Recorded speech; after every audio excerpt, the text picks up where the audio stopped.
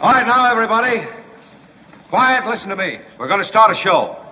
Now, some of you people have been with me before. You know it's going to be a tough grind, but we're going to have a show.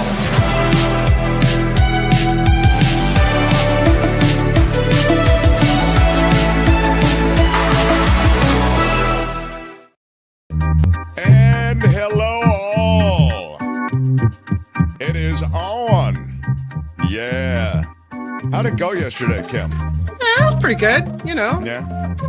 Kim's here. She has really, she's led the ship of state. Kim, how are you? While I'm doing a KFI radio in Los Angeles. But we're doing a lot of things like this. We preload a few things and record a few things so that the show really still has the same vibe, etc. If you're watching a replay, it has no effect on you at all. Because you're watching things in replay anyway. You know what I noticed, and I don't know if this is happening right now as I'm speaking. I noticed the sync is slightly off. I was watching back just a short bit of the show, and my sync, like my lips are moving a little differently than the sound coming out of them, which is such a cool thing, man. I love it. Yeah. Anyway, if that's happening now, there's nothing we can do about it. But there is much going on today. A Thursday show includes David Katz, who'll be through. When it comes to the law, David Katz has become very busy because he's appearing on all of these different television and radio outlets, but he is here Thursdays just after 11 Pacific time. Also, Belinda Weymouth with It's the Planet Stupid. Yeah. Did I leave anything Jefferson out? Graham, I think, is Jefferson coming on. Graham, Yeah. of course. Jefferson Graham. We love our Jefferson Graham with all things technology on a Thursday. So we'll get to that as well. It's tough, everybody. When you got this big bad president, Donald Trump, and first they took the election from him, and then they, I better not say that because I realize YouTube will demonetize me. Did you? I mean, the demonetization, the AI. I mean, I know we did a thing on AI yesterday with Jane Wells. Yeah. I don't know what I said today to get demonetized, but there's a message up there saying it could be more demonetizing, and I have no idea what I said wrong. Let me look right now to see. Every day, like for the last 5 days, I don't know what came out of my mouth that they didn't like, but it's really not you. It's this bizarre thing. This is, what AI does, and they end up with AI thinking you said something that you didn't. But. Yeah, I don't. Oh, let me see. I think you're right. Yeah, well, I don't know what I said. I mean, I didn't say anything other than, Trump's blizzard of lies and yeah. What else? You're allowed to say that. So yeah. So let me just bring the audience into our little world for a second. This is kind of, and those of you who want to do your own little YouTube thing, maybe this will be also instructional. Yeah. So what AI does is they really screw us every day on the live show. Okay. Yeah. Somehow they don't allow us those ads that you see. They don't let us get revenue. And then what I do is I ask for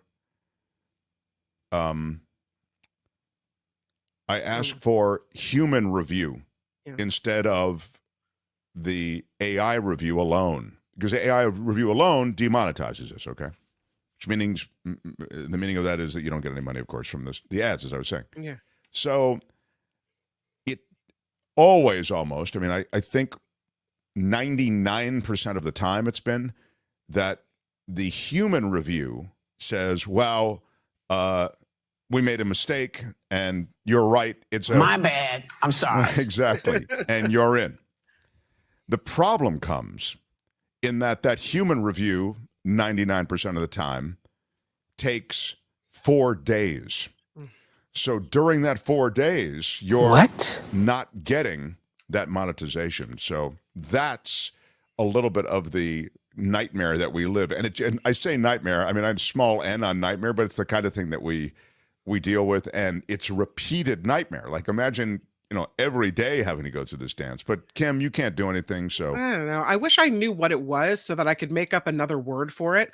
Like, is it the word Trump then let's just call him, Kim, how are you? I don't think the it's the word T-Man, Trump. T-Bird. I don't know. Like, Anyway, but what it doesn't do is allow me to sarcastically say the guy had the election stolen from him, and there you go again. Yeah, exactly. They're going to go, oh, you're pushing an election lie. So, Yeah. But Trump continues to push that, and I know we're talking about that in his Bedminster fundraiser, which followed his arraignment, was very successful. I mean, you can say what you want about Trump. Those guys know how to raise money. They go off of this arraignment. There wasn't a big crowd the way they thought there would be a big crowd. They were expecting huge, huge crowds, both in Florida and then even in New Jersey. In Florida, the point of the arraignment, and New Jersey, the point of the fundraiser. In neither spot was there a big crowd, but the fundraiser raised $2.2 million in the room. That's so crazy. That's a lot of money, and in one night. And Trump seems well positioned financially to continue. As you are aware, some of the big money around Trump, just because we're talking about Trump and then we'll move on, has moved to DeSantis or others, is pulling back and staying on the beach for now. So usually if you follow the money in especially top of ticket politics, it really tells you a lot about which way the wind is blowing.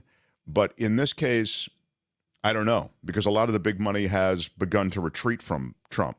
He's still doing pretty well with the money, as I say, and it's not nothing coming from other places than traditionally might be thought of as the pots of gold in the GOP world. And by the way, if Trump becomes the nominee, those pots of gold are going to be pouring into the Trump camp yet again. So you mentioned the people that showed up yesterday. There was some crazy people that were outside. I mean, Trump diehards. Well, I mean, if they came in from wherever to be there for an arraignment where you're not even going to see your guy, you got to figure they're pretty diehard. Yeah. Did you see the one lady that follows him from place to place to place? Can you play a little bit of her? I can. Hold on. This is terrific. This is really great. This is we all wish for somebody to support us the way this lady supports Trump. You know, I don't know why I can't get a little loyalty on this show. You know, I pay people and I can't get the loyalty that this lady is showing toward Donald Trump. Go ahead, run this. You want me to show up out KFI with a sign that says, "I got your back, Mark Thompson"? She is here supporting the president, and you've been to many rallies, so you like to follow him and really show him that you have his back. I always have his back. I'm about to cry. I'm sorry. I'm sorry. Yes, he's our president. What? Loves America, loves the people of America. We have to fight. We have to help him and support him. All of this is lies from the deep of hell. These people are from hell. Okay, It's evil. Yes, it's evil. We have the devil reigning right now. I just want to cry. Wow. I'm not gonna cry. I'm not gonna cry. What is it about you that makes you cry? You support him so much. You're always around. You're out here in the heat. You travel. You follow him. What is the most emotional part for you? The injustice that they're doing to him, the injustice that is happening in America, the injustice we don't have. I knew America back in 1962. I know America when it was John F. Kennedy. So I know, and I cried when they killed him. I was in second grade and I cried, and I'm 70 years old now, and I still love this president, and I love Reagan, and I love this president. Let me tell you something. This will hopefully encourage you. President Trump is very strong. He likes to win. He wins a lot, and I don't know how he does what he does, but we're going to pull him through, and he's going to pull us through. So wipe those tears from your eyes. We'll be okay. Thank you. You can go back over there. Yes, we're glad you're out here today. Have a good one. We sure are, ma'am. Have a good one. I mean, even she's like, okay, lady, I got to go. All right, listen, I love that. Can we take it down a little bit? That's all I'm saying. I like what you did. Love the choices you made. Let's just take it, a whole thing down about 50%. All right, here we go. Oh my God. That What was is unreal. wrong? Man. That was great. That was really great. But again, I wish for all of you someone who supports you and comes close to tears the way that lady did and does for the former president. So now I don't feel as bad for reminding you that we are crowdfunded. So step up like that lady would. You don't have to cry. But first thing you need to do is smash the like button and make it with your iron rod. Do it. Perhaps a few tears would be nice. And secondly, join our Patreon and PayPal crew, which you can do at themarkthompsonshow.com. There are click-throughs to Patreon and PayPal. Become part of the community that supports this show and keeps it on the air. That's why I'm here now on a day that, I'm working KFI, et cetera. Try to always, if at all possible, to stay connected to this show and, support this project, which we began when KGO wound down. So, look, I'm not going to cry. I'm not gonna cry. I'm not gonna cry. But what's happened? Well, you throw the JFK in there, and man, she was, as I say, she's quite the advocate. So bravo. The Mark Thompson Show. Meantime, I know that they tried to censure Adam Schiff. Isn't that right, Kim? Yeah. For They his tried to- involvement in investigating Sure. Russiagate or what have you. Yeah. I mean, they were trying to smash that iron rod on poor Adam Schiff. And Smashed it with your iron rod. they were unsuccessful, though, Sometimes they get the headlines, but they don't really get anything more. And that was the case here. It was a GOP effort to censure Adam Schiff.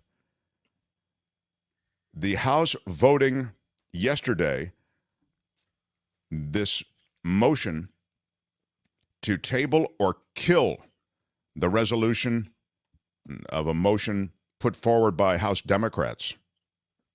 And even some Republicans crossed over, and even they're like, you know what, we're not interested. We don't want to do that. Indeed.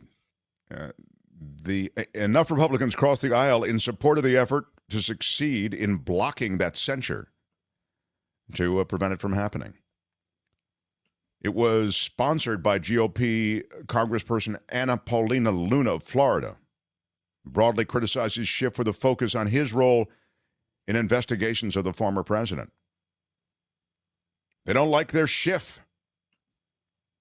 And they wanted to censure him, but in the end, nothing happened. I mean, they tried, but it was voted down. Meantime, The Mark Thompson Show. a little piece of this is almost Law and Disorder. Should we do an official? Let's do Law a and little, Disorder? let's do a little mini Law and Disorder. What? I know, it's a mini version, a little mini version of Law and Disorder. In the criminal justice system, the people, Pimps, addicts, thieves, bums, winos, girls who can't keep an address, and men who don't care. are represented by two separate yet equally important groups. A cop, a flatfoot, a bull, a dick, John Law, you're the fuzz, the heat, you're poison, you're trouble, you're bad news. These are their stories. Well, that sounded loud. I don't know if Tony can take it down a little bit. Maybe we can. D.C. chiropractor who took part in the January 6th attack on the U.S. Capitol, sentenced to 2 months in jail. Oh, slap on the 2 wristy? months doesn't seem like, yeah. It was a misdemeanor, but this is the reason that I'm featuring it in Law and Disorder. He still faces a wrongful death lawsuit. Yeah, the wrongful death lawsuit accuses him of assaulting a police officer who later died by suicide. You know, Jeffrey Smith, 35. He was the D.C. officer who suffered a brain injury when he was struck with his own baton. This is all in the lawsuit. Smith killed himself 9 days after the riot. Was among 4 police officers who died by suicide in the weeks and months after battling the mob at the Capitol. Another officer, as you are also probably remembering anyway, Another officer involved in all of that died from a stroke a day later. This chiropractor, David Walls Kaufman is his name. He's 66 years old. He lived and worked on Capitol Hill. Was not criminally charged with assaulting Smith because prosecutors said they didn't have sufficient evidence to prove the allegation of assault beyond a reasonable doubt, you know. But the officer's widow, Erin Smith, she's the one who filed this civil case. The burden of proof in a civil lawsuit, as you're also aware, is below the standard in a criminal case. She says, because of the choices that this guy made on January 6th, I lost my husband. My life will never be the same. We're showing you pictures of him now. The judge said that she could not factor Smith's death into her sentencing decision because this guy, Walls Kaufman, pleaded guilty only to illegally protesting in a Capitol building. But she's allowing Erin Smith and the officer's father to make victim impact statements, and they've made those statements. And the father, they're such respectful people.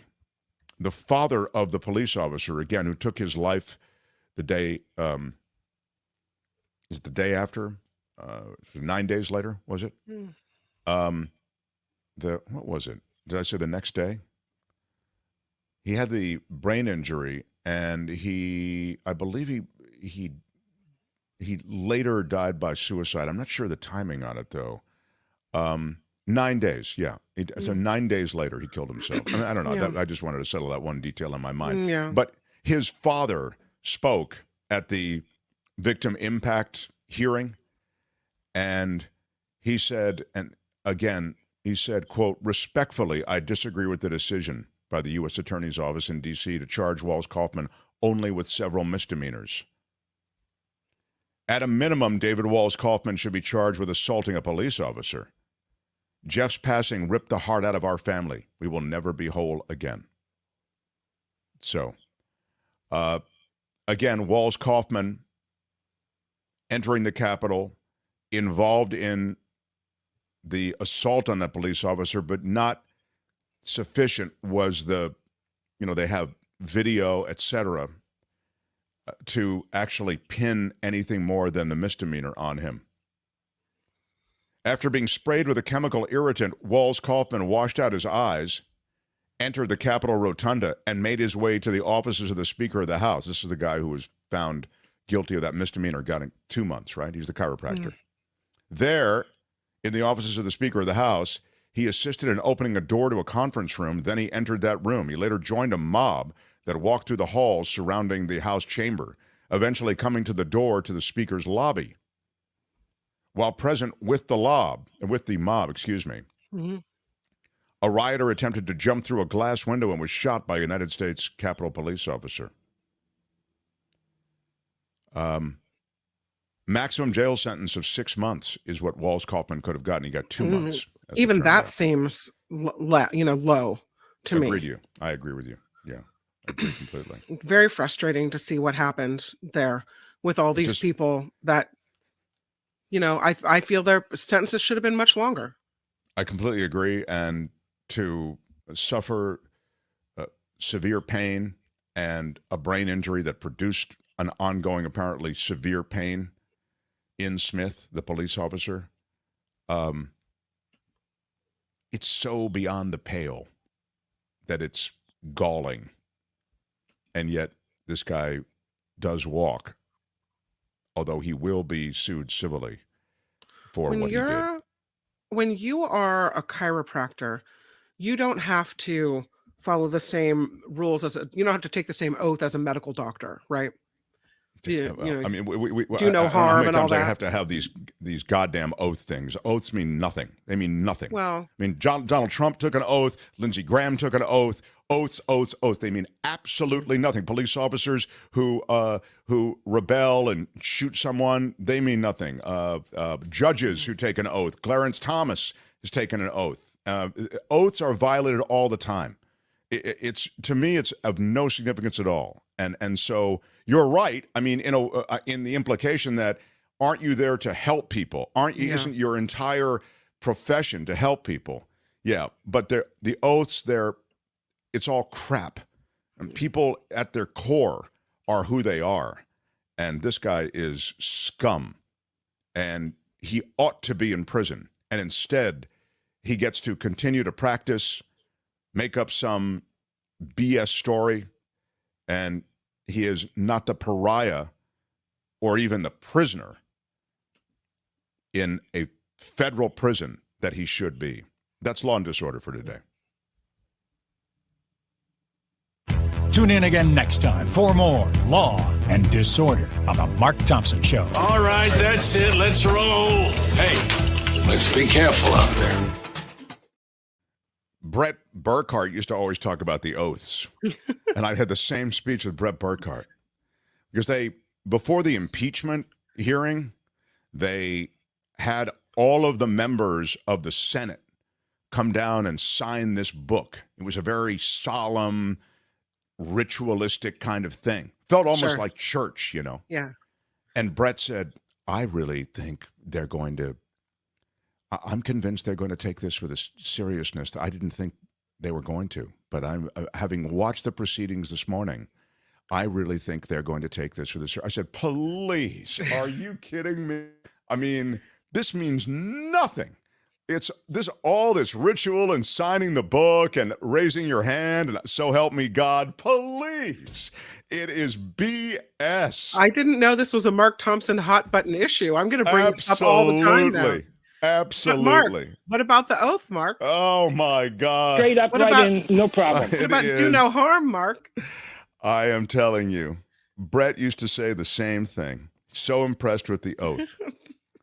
But anyway, I love that we, to you, the oath would be important because you take that kind of thing seriously. Well, sure. Otherwise, why are you going to say it? Because it's all just part of the dance you do before you become senator, before you become, a chiropractor, anyway. I mean, okay, so let's dig in because I would like to think that when someone takes an oath is it preserve, protect, and defend the Constitution of the United States, that they mean it, that they are in that office because they love America. That's what I want to think. And I think I'm the most honest human being, perhaps that God ever created. I really am wrong. I think I think it's laudable what you're suggesting, meaning that you are there for those reasons. But as we've detailed, day after day on this show, it's just not the case. Laudable is a ding word, right? It is a fact that people just are oftentimes in office to they're in office for any number of reasons, some of which relate to what you're talking about, but some of which are, they see opportunities to get rich quick. They see opportunities to take care of their family. They see opportunities to forward an agenda, to make some kind of pact with the devil so that they can forward some kind of other agenda. It's a mess. But in life, Yeah, but this is, right, that too. But what I would say, and just to get back to Magnetic North on this guy, Jeffrey Smith, he was a police officer. They beat the crap out of him that day. They beat him and caused him a brain injury. He was 35 years old. They took his life from him. Then he ultimately took his life 9 days later, and this guy walked. And he's a chiropractor in Washington. David Walls Kaufman is his name. Now he's 66. He lived and worked on Capitol Hill, and he deserves to be behind bars for the rest of his life. There, I said it. The end. Mm-hmm. Now, what are we doing? I have a story for you, Kim. Oh. That is related to your favorite thing. What's my favorite thing? Well, the Lord and church. This is a word from the Lord, and he's not happy. Well, you remember we used to do Televangelist theater, and that was fun. Yeah. I think we really now I don't have it. It's not televangelism, so but I feel as though I think we can do it anyway.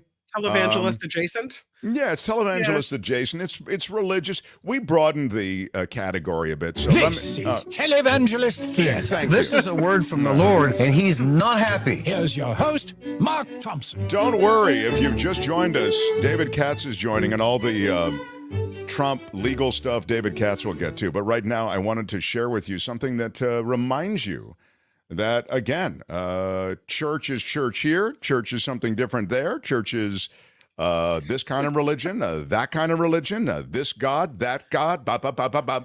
Southern Baptists vote to further expand restrictions. We're expanding. Before you get, you're expanding something for women? Yeah, we're expanding restrictions on women. Yeah. Oh, no, that is not the same thing. Delegates at the denomination, that is to say the Southern Baptist Convention, approve a stricter ban on female pastors. Oh. Yeah, the word has to be passed along by a special messenger, and that messenger has to be a man. They've rejected appeals of 2 churches led by women to remain in the denomination of the Southern Baptists. They said, nope, no go. This is a word from the Lord, and he's not happy. Not happy with women. Go pick out shoes or whatever women do. Wait, delegates, I don't know. What do you guys do? Shop or whatever. You don't do God stuff. You shouldn't be preaching the Lord. That's the exclusive area of men. Men are connected to that Lord. And men can bring the blessing to you. Okay. Delegates to the Southern Baptist Convention annual meeting in New Orleans approved this amendment. They say only men, this is a quote, only men are approved as any kind of pastor or elder as qualified by Scripture. It's all right there in the Scripture. It's all right there, black and white, clear as crystal. It's all there, black and white, clear as crystal. Until now, the fight was limited to pastoral leadership and was included in theological statements, but it wasn't the group's official legal document. So this is an amendment. And I guess God doesn't talk to women. Well, he probably does, just to make you feel better. But what he says to women is go tell a guy this so that he can bring it to the congregation. This is a word from the Lord, and he's not happy. Yeah. I heard him say earlier, Kim, go buy shoes. Kim, after you buy shoes and after you go shopping online at Etsy, could you tell a man about my word and have the man bring it to the congregation? This is why organized religion is a giant ball of crap. Mm. Yeah. This is you heard it here first. What? Who is having that conversation? Kim apparently is having it. Yeah. Oprah, I'm sorry. Even Oprah can't bring the Lord's word to the congregation. Imagine that. That's just asinine. If Oprah can't do it, we're screwed. She's a woman, and women, apparently, you're just not qualified. And we're going back because you might have thought for a while, it seemed as though they were evolving from that sort of medieval view of the gender, but we're going backward. Yeah, we're going the other direction. We're going back to the fundamentalist view. In fact, this is fundamentalism. Look what the critics of this say. These are people who want to take the SBC backward. Some people want to take it back to the 1950s. That is their golden age for the church, the 1950s, when basically white men rule supreme and the woman's place is in the home. And there's not a lot of diversity. There is a fundamentalism in the Southern Baptist community and the Southern Baptist Church. Are the Baptists the people who speak in tongues? Those are Pentecostals, right? And I think that would be, but I don't think Baptists all do, but I think that's a big part of it. I know the Pentecostals do. Let's check that. I mean, that seems like Google it. Yeah, why not? Let's check it. Who speaks in tongues? These guys. No? What religion speaks in tongues? The answer is it's an activity or practice in which people utter words or or speech like sounds, often, we know what it is. Pentecostal and charismatic Christianity. Oh, okay. So that's not Baptist then. But there are somebody in the chat can tell us. I think there are. No. I don't see it. I've always thought Pentecostals, but I don't know. I think you're right. I think it's the Pentecostals. I will tell you something, though. Again, I like a show, right? Yeah. I think that speaking in tongues is pretty cool. I mean, I know it's not real. What? But what? No, it really isn't. But I think it is part of the show, She's speaking in tongues, lady. Yeah. What is she even saying? I don't even. Well, of course you wouldn't, because you're a woman. You wouldn't know it. Because God didn't tell me ahead of time. That's the. Okay, this has been Televangelist Theater. All right. So I much know. Fun. We'll share some of the thoughts in the chat and be back. Big show. David Katz, Belinda Weymouth with It's the Planet Stupid, and Jefferson Graham, Tech Thursday. So much to do. Smash the like button for Kim. Smash it with your iron rod. Smash it for the Lord. Smash it with your iron rod. When I say the Lord, I'm talking about myself, of course, everyone. Again, do you know who I am? I'm kind of a big deal. Do you know who I am? I'm kind of a big deal. Mm-hmm. Great to be here. So, the Mark Thompson Show.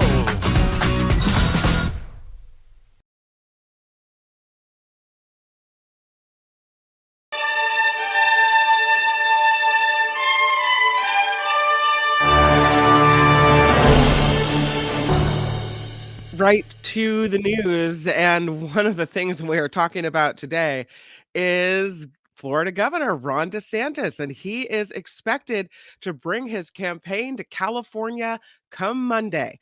The Republican presidential candidate will attend several fundraising events, including a breakfast in Sacramento, where a seat at a table is said to cost $3,300. California. What?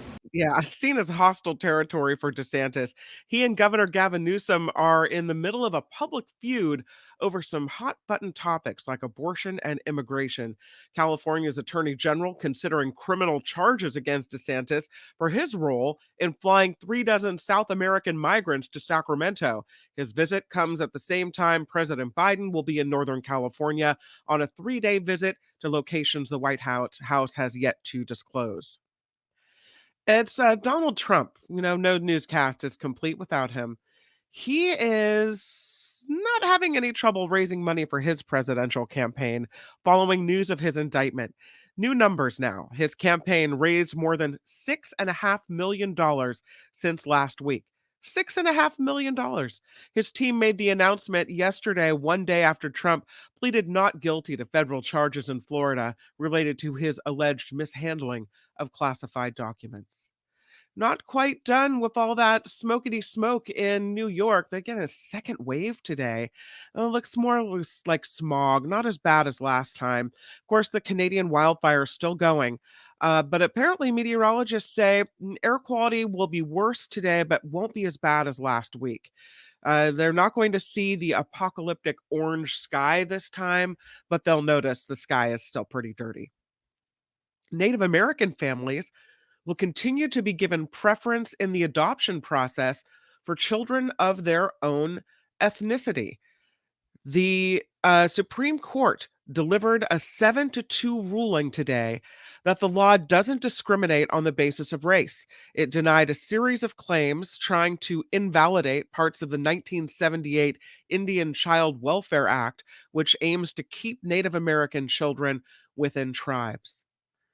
To Ukraine now, because Defense Secretary Lloyd Austin is urging nations to keep up support for Ukraine as the country kicks off a counteroffensive against Russia. Speaking after a meeting of nearly 50 countries assisting Kyiv's war efforts, Austin called the war effort a marathon, not a sprint. Ukraine has claimed some gains in the beginning of its campaign, but there's no breakthrough yet against Russian defenses. Up to 3,500 police officers here in California are apparently in danger of losing their badges every year. That's the estimate from the Police Standards Commission, which can now decertify officers for serious misconduct under a new law. It's already investigating thousands of complaints just in the last 6 months. One board member calls the number staggering if it turns out 4% of officers across the state of California are committing such things as excessive force and sexual assault. Again, that's if. The commission has already taken action to suspend or revoke 44 certifications. In San Jose today, crews are working to keep a storage facility from flaring back up. They've been on the scene for hours now after containing flames last night near Blossom Hill and Caudle Roads. But apparently there was a lot more to this one. The fire sent black smoke drifting across the sky. It caused a scare because some explosions were going off. Some people were recording popping sounds miles away, posting the videos to social media. Officials say it's too soon to know the cause of the fire in this storage area or what it was that was popping and making those loud noises. And if you're a ketchup aficionado or a sauce aficionado, you'll be very glad to know that Heinz is releasing sauce packet custom designed for each state. How ingenious of a marketing strategy. They dubbed it Sauce America. These condiment packets are a limited edition. They will be available at restaurants or anywhere else, typically having these packets. Texas's packet is barbecue sauce, Colorado's ketchup to go with the state's famous bison burger. In Florida, they have the mustard packet to pair with a Cuban sandwich. But yeah, one for every state. Look at that. Isn't that nice? Just in case you're a sauceaholic. You have It's all like these collecting different- quarters like in the 90s. Remember they Well- released all those state quarters? Yeah, except for quarters last. I mean, I don't know how good the packets are, but you can't really collect it and expect it to be good like 10 years from now, can you? No, you say that, but I do have a stash of Szechuan sauce that McDonald's had. That was a very limited run. I obviously I'm not going to eat it, but I did hold on to it. What are you going to So, do with it? I don't know. I probably could check how much it sells for on eBay, but I do have it's in a Ziploc bag and it's like in a corner somewhere where it won't like reek or anything. I haven't opened it at all, so. Oh, I don't even know what to say to you right now, Albert. I don't. You have McDonald's Szechuan sauce that you're saving. Yeah, it's a very very. There's never limited been run. anything like this. So I think Heinz is actually marketing right to you. I think this is your thing. You got to it collect depends. Yeah. I mean, it would have been funnier if Florida had a more Florida flavor to it, other than a mustard pairing for. What do for you a want their sandwich. flavor to be? All kinds I don't know, of like crazy meth, sauce? meth flavored, yeah, alligator flavored. It could have been literally Oh anything. no! Oh, I'm Kim McAllister on the Mark Thompson Show.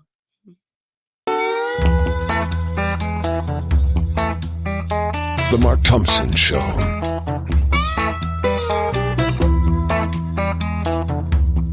Y'all can all go to hell, and I'm going back to Texas. I misspoke. And I wanted to apologize to the Asian community, the Asian American community. Why are you yelling? It was great. I loved it. How would you handle this? We could try ignoring it, sir. They pay me a lot of money for having attitude. There's never been anything like this. We've never seen anything like it before. Nobody has ever put something like this together that I've ever seen. Have you ever seen anything like this? There is nothing in our history that quite compares to this. I think I'm the most honest human being, perhaps, that God ever created. God bless America. The end. Someone did this to spoil our Christmas. Oh my God. Oh my God. Oh my God. Sayonara, sucker. You know what? Hal, you created havoc and chaos. I don't think you should apologize for how you feel.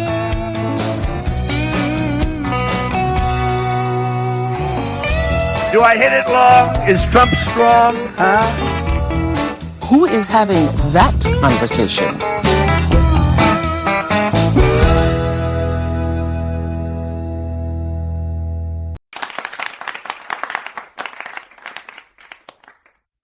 It is the Mark Thompson Show, and of course, Mark is at KFI today. He'll be popping in throughout the show with little tidbits here and there. And of course, in just a few moments, we'll welcome Jefferson Graham to the broadcast to talk about all things tech. We have David Katz coming up as well to talk about Trump, and there are some questions I have about what exactly Trump is able to say about all this, and I'll put that to David Katz when he comes in. I think it's at 11:30-ish. So we'll talk to, or 11:05. We'll talk to him then. But before we get to Jefferson Graham, there's a story that I was looking at that it horrifies me. I wanted to talk to you about it because Google apparently is making millions of dollars off of misdirecting abortion seekers to pregnancy crisis centers. So I guess these pregnancy crisis centers don't actually provide care. They're the kind of place where you go and they talk you into doing what they want you to do. This story out of The Guardian says Google has made millions of dollars in the last 2 years from advertisements misdirecting users who are seeking abortion services to these pregnancy crisis centers that do not actually give people any relevant information about what they're looking for. Google has taken in an estimated $10 million in 2 years from anti-choice organizations that pay to advertise these centers right alongside legitimate results. So when you type in abortion services or where do I find abortion services, these results will come right up alongside.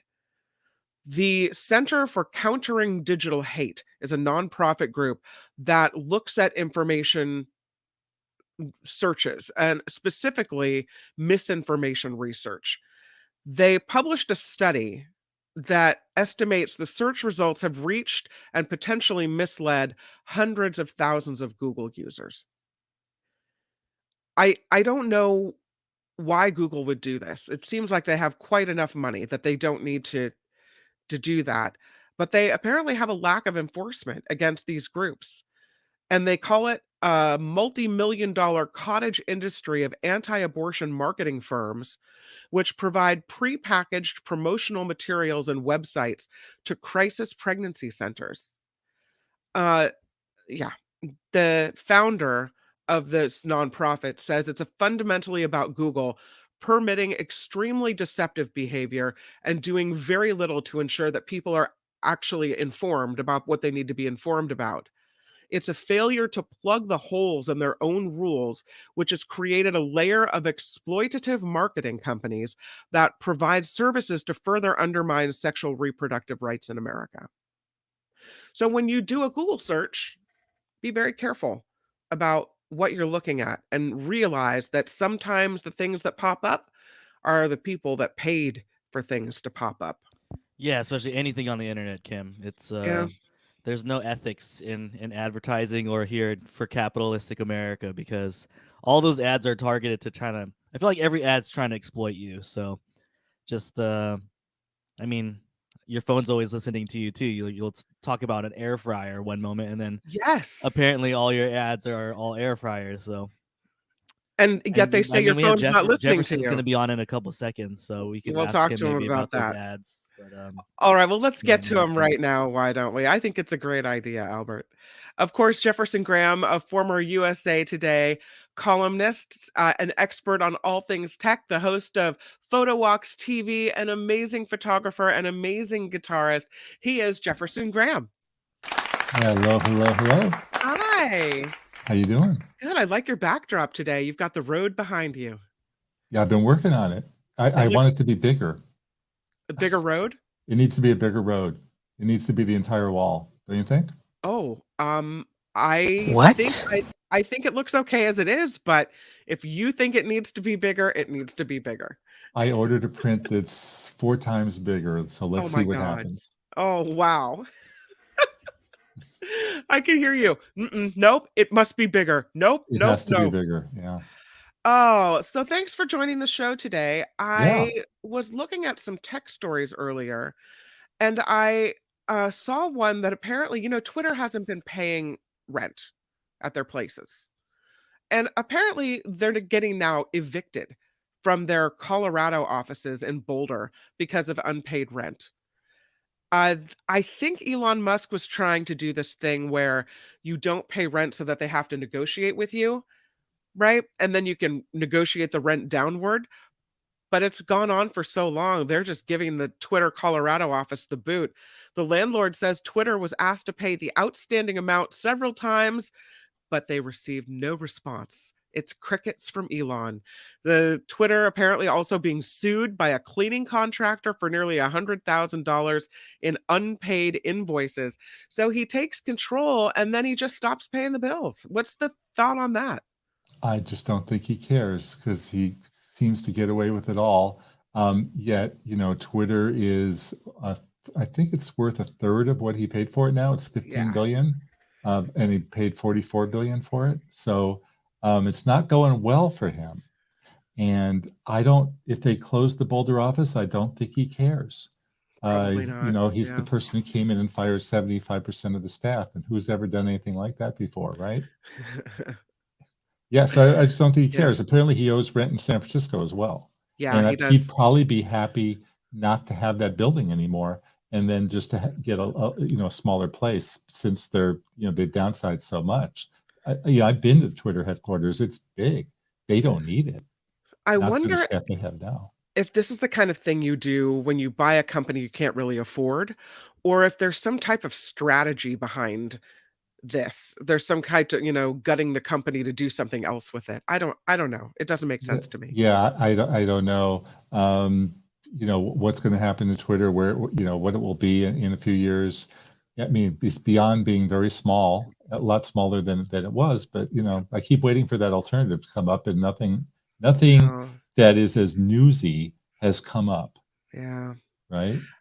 So yesterday we were talking about AI, and I played a clip of this DJ, AI Ashley. So this DJ put her voice into this AI system at her radio station, and it spit back out these DJ breaks with her voice made by AI. And she was laughing about it, saying, haha, now I get a day off. And I'm thinking to myself, Ashley, you just signed your pink slip, right? Well, now today we've got this story with the first autonomous artificial intelligence powered forklift. So the company is called Syngin out of Menlo Park. And they say this driverless forklift is capable of tackling the most demanding industrial jobs. The forklifts are projected to be available early next year.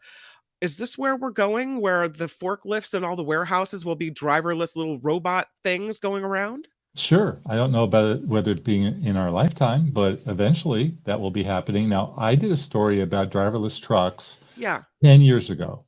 And, has that become a reality? Are you seeing lots of driverless trucks on the road? Not yet. No, they're just all working on these things. And, if they happen, they happen. I don't believe that we'll be seeing driverless cars as a mass market item in our lifetime. Certainly later on, maybe. But on the other AI thing this week that will touch all the listeners is that Gmail and Google Docs have added "Let me write this for you" tabs in their program. And so I actually answered an email to a friend of mine. A friend of mine is another journalist, and I said, basically wrote to him and said, I enjoyed your article. And then they wanted to write that same email to him, and it was, "Dear Kevin, I can't tell you how much I really enjoyed your article. It was so well written. It was so well thought. You put so much thought into it, and you really brought the subject to life. And it was just such crapola." He was laughing. I mean, about how awful it was, So. Oh, well, you brought up Google. We were just talking about this story where apparently Google has made at least $10 million in the last couple of years because these anti-choice groups are advertising right along other search results. So if you type in, say, where's the nearest abortion clinic, these results come up for these pregnancy crisis centers that have really nothing to do with what you're looking for. And so Google is kind of getting hit now because they're paid search results. Every time we type in a search result, is it mostly people that have paid to have their results pop up that we're seeing? Yes, the top 3.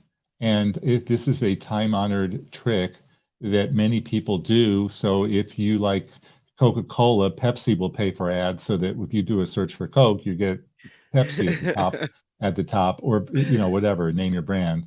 And this is just a time-honored thing. I don't think Google is even aware about this abortion thing, and they may not care. They may care. They could easily do something about it if they cared. But Google is so huge, and there's so much money going through their program that I don't think they even knew about it. They know about it now. They know about it now. Yeah, we'll see But if I they don't do know what they change. I mean, if their whole thing is to take money to advertise to get the search results, because you see the ads pop up all over the place, but the actual search results, I mean, No, I but guess I they're would have not thought actual those were search legit. results. No, they're They're not. not actual search No. results. They're sponsored results. They just look like they're search results, Yeah. right? Yeah. That's what we're looking at. So what else is going on with you today? What's on your mind tech-wise? Okay, so YouTube lowered their guidelines for what it takes to make money off a YouTube channel. It used to be That's that good. you needed 1,000 subscribers, and now the hurdle is 500. Still a lot for a lot of people, but it's certainly doable, and it Right. makes it easier. And the thing is that now, if you get 500 subscribers, you can join the YouTube Partner Program, which then promises you to give you a cut of the ad revenues that will appear in your ads. Roughly 60%. Doesn't amount to much, but it's a start. Some people are making a living doing this thing. Beyond being in the partner program, there are other things you can do, as in super chat and stickers, and some of the things that the Mark Thompson Show audience participates in. It's basically a way to give you guys tips and to keep the show on the air and going. And then there's sponsorships. So there's a super sticker We from got some Pamela. super stickers from Pamela. We got another one from Susan. The viewers, listeners here on the Mark Thompson Show know we're crowdfunded, and they know that this is how we stay in business. This is how we keep the lights on and keep on going. So are there new rules for super stickers, or what's that about? No, it's just I was just throwing that out as other ways that people could make money Okay. once they hit the 500 subscriber mark. When I started my channel, it was 3,000 subscribers, so I had a ways to go, and so it makes it a lot easier. You do have to have a lot of people watching. I think you still need 4,000 hours of watch time, which is a lot, and so you have to really get all your friends to help you out there. But it's certainly doable. I should also mention, very few people actually get rich doing the YouTube channel. It certainly helps. Sponsorships help. I have a sponsor on my show, SmugBug, which is a photo company, and that really helps a lot. My biggest expense are hotel rooms, as somebody who does a travel show. Right? Yeah. I wonder how many people there are doing these types of shows on YouTube. I think there's a lot, and VidCon is the YouTube online media convention that's next week in Anaheim, and I'll be going to it. VidCon started as a way that parents all across the country could reward their kids for working hard in school, and at the end of the school year, they would take them out to Anaheim and let them meet their favorite YouTube celebrities, and then they would go to Disneyland. And so that's what VidCon is all about. I don't know of screaming. I wonder if Mark Thompson's going to be at VidCon this year. No? I don't think it's the audience at VidCon. So VidCon is two different worlds. VidCon is the young teens who have channels who most of us are not familiar with. And then there's the business of media and streaming media. That I think Mark would probably enjoy that a little bit more. Interesting. So you're going to that, huh? I'm going to it. I got my press pass. Okay. So you don't have a little booth. You're just going to wander around? It's a networking thing. So I'm just going to say hi. Yeah. That's cool. All right. Yeah, no, this whole YouTube thing is interesting, but I have to say that if it wasn't here, if this didn't exist, this platform, then when we all got the manila envelopes at KGO, that would have been it for us. And so to have this opportunity, to have this platform to carry on and to keep going and to make something special and to keep this relationship up with viewers and listeners has been very, very cool. Well, let's talk about the alternatives, because you could have done Facebook Live, you could have done Twitter, right? And you could have done Twitch. Twitch, I think we can knock out because it's not the audience, but you could have done Twitter or Facebook.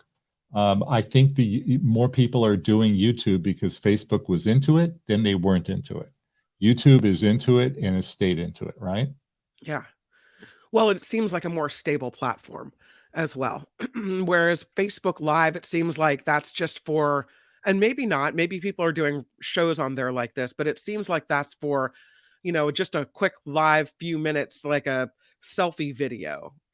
When you see people do Facebook Live, it's usually, here I am at the scene of something, or here I am in Disneyland. It's not like a show. A friend of mine, his name is Doc Rock. He goes live like 6 to 8 hours a week on YouTube. And he lives in Hawaii, and he came to visit me this week, and we went out to lunch.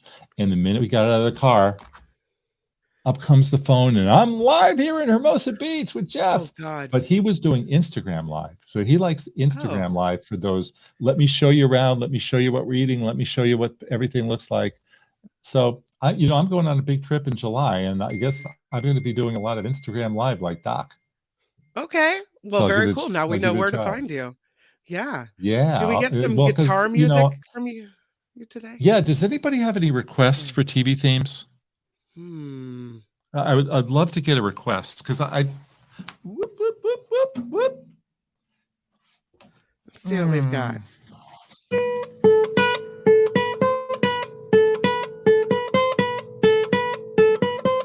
Do people know that song? I just started learning it before we went on today, and I don't know the chords yet.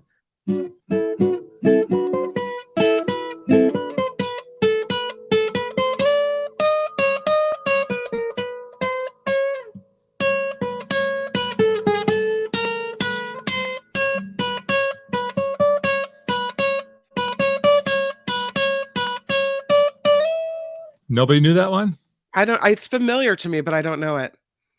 It was in the news this week. Mr. Pat Sajak stepping down from Wheel of Fortune. Yeah. So I'll give you this one again. From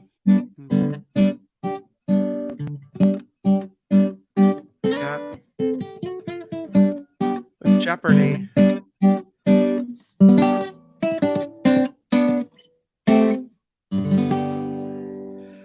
You have a lot of requests pouring in. Well, that was Jeopardy, right? Yeah. Yeah. What do we got? Because I'm not seeing. We got Barney Miller.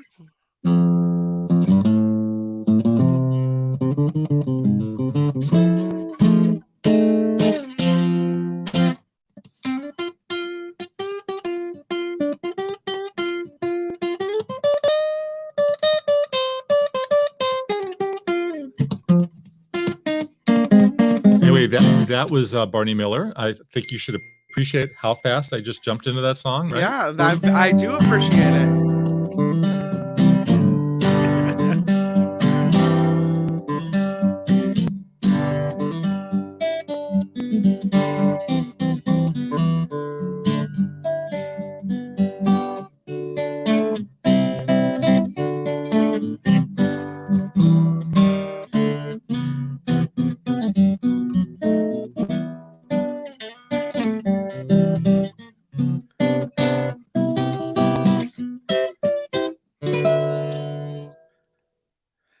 And that was Rocker Files. I got a new headset here because the Bluetooth messed up on me last time. And they all told me, wired, wired, wired. I got to be wired. Yeah. But it falls out of the air. I don't know Lost in Space. No. Did Kim freeze? No. I don't think so. Any others? Black Sheep Squadron, you got a request for? Nope. No, you don't know that one. Monk, you got a request for Monk. Don't know it. Sorry. No? Wild Wild West? No, but I'll do Cheers.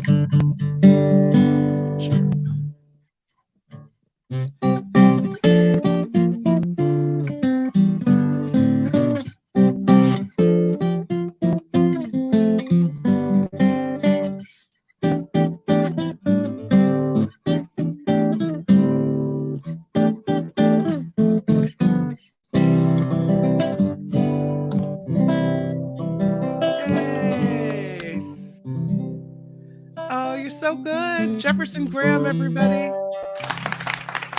Thank you Quick so plug, much. 5 o'clock today, right here, 5 o'clock Pacific time. I will be live with my friend Doc Rock, the Instagram live guy. We're going to be taking your questions. Any questions on gear, we've got it, how to go live. Doc is the guy to talk to. I've got a whole bunch of other things in the works, so please come on by, 5 o'clock here on YouTube, PhotoWalks TV. Awesome. Thank you, Jefferson Graham. Always appreciate you stopping by. Let's do a little bit of news, and then we will be talking to David Katz, and we'll get into all things Trump. That's coming right up. The Mark Thompson Show.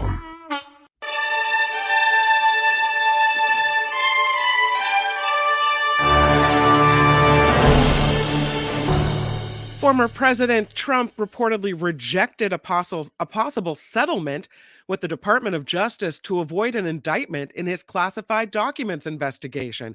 We'll be asking David Katz about this. The Washington Post reporting Wednesday one of Trump's attorneys wanted to quietly negotiate a deal in this case, as he felt Attorney General Merrick Garland might consider taking an exit ramp to avoid the prosecution of a former president. Well, Trump was not interested after hearing more advice from other attorneys who suggested fighting prosecution instead. No deal. President Biden is set to announce this hour that Ticketmaster and Live Nation have pledged to tell U.S. consumers the full price of concert tickets up front. There's been pressure on these major entertainment companies to reduce sky-high ticket fees. Biden's announcement is expected to include a pledge from Live Nation that starting in September, all tickets sold through Ticketmaster will show one clear total price. The American Medical Association is urging doctors to de-emphasize body mass index when determining health and obesity. It notes that BMI is based on white, non-Hispanic Americans and doesn't consider ethnicity, genetics, or body composition. The AMA says all of those factors should be considered when determining whether someone is overweight or obese, as well as waist circumference as well. The Biden administration is now developing new guidelines to protect the dwindling Colorado River. The Department of the Interior kicking off this formal process to develop long-term sustainability strategies this week. The Colorado River Basin currently facing an historic drought, threatening water availability across the region. And Snoop Dogg is teaming up with Petco, called Petco Picks by Snoop, which will include toys, treats, and grooming supplies. There will also be social content of Snoop behind the scenes, along with his thoughts on being a dog dad. So Snoop teaming up with Petco. Is that going to make you go to Petco instead of anywhere else? I don't know, but maybe. And I would like you to know that Pope Francis made his first public appearance since undergoing surgery last week. He visited children today in the same hospital in Rome where he had a 3-hour operation to repair a hernia. The Pope expressed gratitude for support and prayers. Doctors say the Pope should have no limitations on his travels and activities as he recovers. So that is good for the Pope. Meanwhile, a kidney stone larger than a baseball was removed from a patient in Sri Lanka. Speaking of hospital care, doctors said the stone was more than 5 inches long and weighed nearly 2 pounds. Okay, it's a 2-pound kidney stone, you guys. What? Guinness World Records confirming the kidney stone is indeed the largest, heaviest ever extracted through surgery. I mean, that's not the Guinness World Record you want to have, though, Kim. No, it really isn't. It is nice to get in the book, but at the same time, it's like not pleasant. I had the world's largest kidney stone. Let me show you. I can only imagine how he passed that kidney stone, Kim. He didn't. They had to take it out by surgery. That's how bad that was. There's never been anything like this. Someone told me once, and I really don't believe it because I've never had a kidney stone. But I've heard people say it's as painful as childbirth. Okay. I don't know. I mean, if it's 2-pounder. I have experienced neither, and I don't know. I wouldn't be able to tell you, Kim. But yeah, I can't imagine a kidney stone passing a kidney stone could compare to the ethereal thing. This was a whopper. Okay, lastly, there are some Jeopardy fans pretty upset with contestants after they failed to complete the Lord's Prayer. The clue was Matthew 6:9 says, "Our Father which art in heaven, blank be thy name." Most people would probably know that, even those of us who are not very religious, right? You guys get it in the chat? I don't see getting it in the chat. I don't know. Okay, well, you're not alone because none of the three contestants. My bad. I'm sorry. None of them had it either. None of them buzzed in, and fans were stunned because it seemed like such an easy one. They all went to Twitter to vent their frustrations about how the contestants didn't know the answer was hallowed. That's right. I guess some people thought it was hollowed, which makes no sense because hollowed means you would hollow something out, right? Or gut it. So why would you gut the name of the Lord? No, hallowed. Hallowed, hallowed, which means to cherish something, to revere something. That makes more sense, right? Yeah. Calvin Wong says they're all going to hell. I think perhaps Calvin Wong, you might have that right. I don't know, but maybe they were just all expecting harder questions. Maybe the easy one threw them for a loop. I don't know. Yeah. Lori says to make holy, to cherish it, to revere it. Hallowed be thy name. I don't know how they didn't know that. Yeah. But you guys did. Super impressive. That's awesome.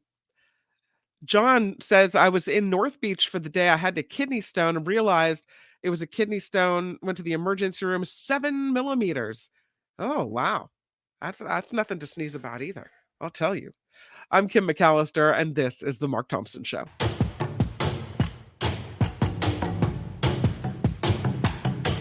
The Mark Thompson Show. Who's Mark Thompson? Feels great, baby. Let me kick down the door and talk to my cheap sons and daughters. No context will suffice to explain the hurt and anguish caused by my words. I apologize to all who have been hurt. I stand corrected. I misspoke. My words upset so many people. And I wanted to apologize to the Asian community, the Asian American community. God bless America. The end. There's never been anything like this. Do I hit it long? Is Trump strong? Huh? Who is having that conversation? It's fantastic. That's not fake. That's real. The science is ridiculous. How would you handle this? We could try ignoring it, sir. If you get it in order, you get extra points. Listen to me. I don't want to hear you. You cannot say you love your country. Where are my weed smokers at? This is a word from the Lord, and he's not happy.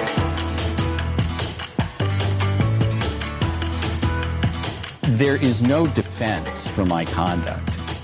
It was wrong, it was stupid, and I'm trying to be a better person. Don't ever use that word.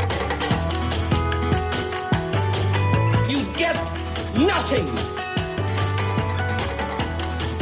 What's a guilty pleasure to you, though? Seriously, what the f?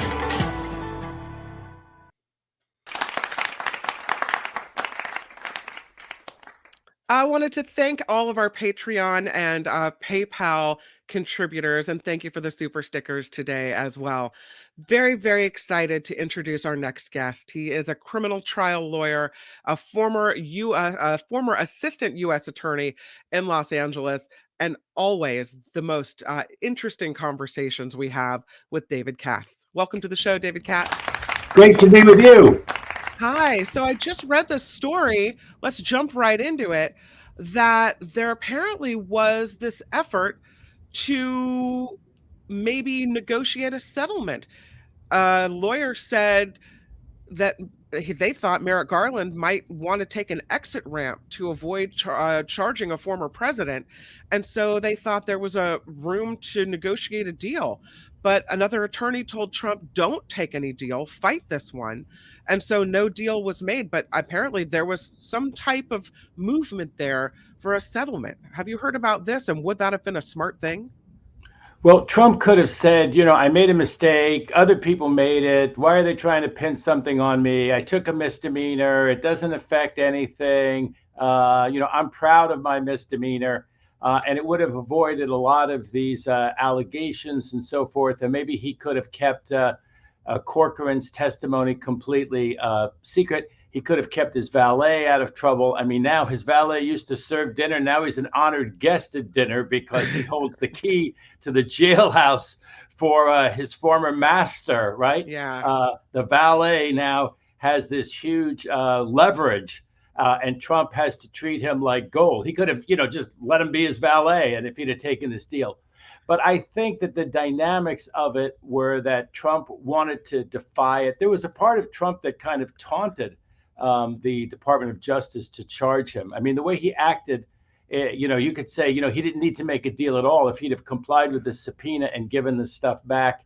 Of course, if you look at Trump, Kim, I think it's very possible that he wanted to use those documents to his advantage, and giving them back, he couldn't use them to his advantage. Also, if it were well known that there had been this subpoena or it leaked and he'd given everything back, he sort of had this blackmail ability with people, this idea that if you come after me too hard, I've got something about you that I not only know about, but I could release it, I could leak it. So we think that Trump probably used these documents not only to show off, not only to play, that like he was still the big guy, he was still in charge. Look at the documents that he had, showing them selectively to people in a way that would impress them. But we think, of course, he tried to monetize everything. And so we suspect, we're scared, and the Department of Justice was scared that he was showing them off to the Saudis, showing them off to other people for political influence, for money, for those kinds of things. So I think that from his calculus, he was never very interested in trying to make a deal in this case, even if it had been a deal that guaranteed him not going to jail. And so I just don't think that apparently the $3 million man, I can hear Trump right now saying, wait a second, I just paid you $3 million and you want to plead me out? Go work for the money, for God's sake. Fight a little. And that's this guy, Kise, K-I-S-E. But I think the reporting was that he got the $3 million and then he gave that advice that, maybe you ought to just plead in this case. Yeah. I'm often in cases where people decide not to plead guilty and they want to actually fight the charges. So I've been there and I've heard those stories. I gave this other lawyer $1 million and he said, I can get you a great plea deal. I can get you 2 years in prison. And the guy was, if I wanted 2 or 3 years in prison, I want to defend this case. I want to hire you, Mr. Katz. So I've been there. So I don't really fault Trump so much, Kim, that he didn't go for that deal. So you talked about Trump's kind of big mouth and what he was saying. And this question comes from Mark. He was wondering if there are any restrictions on what Trump is allowed to say, because you hear him, even after the arraignment, after his appearance in court, he comes out and he's spewing all these lies and talking about the case.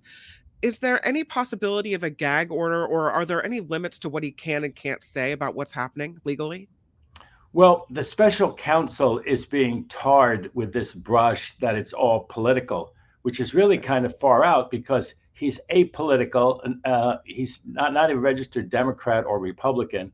He was at the World Court. He's been a prosecutor for years. He seems like just the kind of apolitical person who should be on this case. And if you wonder why the case is in Southern Florida, at least certainly in the court of public opinion, there's the argument that he bent over backwards to be fair to Trump. Right? I'm bringing this case in your own backyard. I'm bringing this case where you're going to have a blue and red jury, not the 95% Biden voting jury that you would have had in Washington, D.C., because I think he clearly had venue in Washington, D.C., could have brought this case in Washington, D.C. And if you look at it from that point of view, knowing he had 1 in 3 chances of getting Judge Cannon down there in the West Palm Beach area, he certainly bent over backwards to be fair. So your question again was, I'm sorry, what can be done? So he doesn't want to look like he's restricting Trump. He doesn't want to play into the narrative that you see they're prosecuting me just to hobble me. They brought these charges against me just to make it hard for me to run for president. So that's why in the normal case where someone has to turn over their passport and then get this huge approval from the prosecutor and from the pretrial services officer, Trump's not going to need that. If he wants to go to Israel for some campaign event, if he wants to go to Canada as part of something, wants to go down to the border, he's not going to need any permission for that because they don't want that kind of argument. Actually, the prosecutors said that he didn't want any conditions, no travel restrictions, no nothing. And the magistrate judge brought up, well, wait a second. Normally in cases, we always have this condition that you can't talk to your co-defendants about the case itself.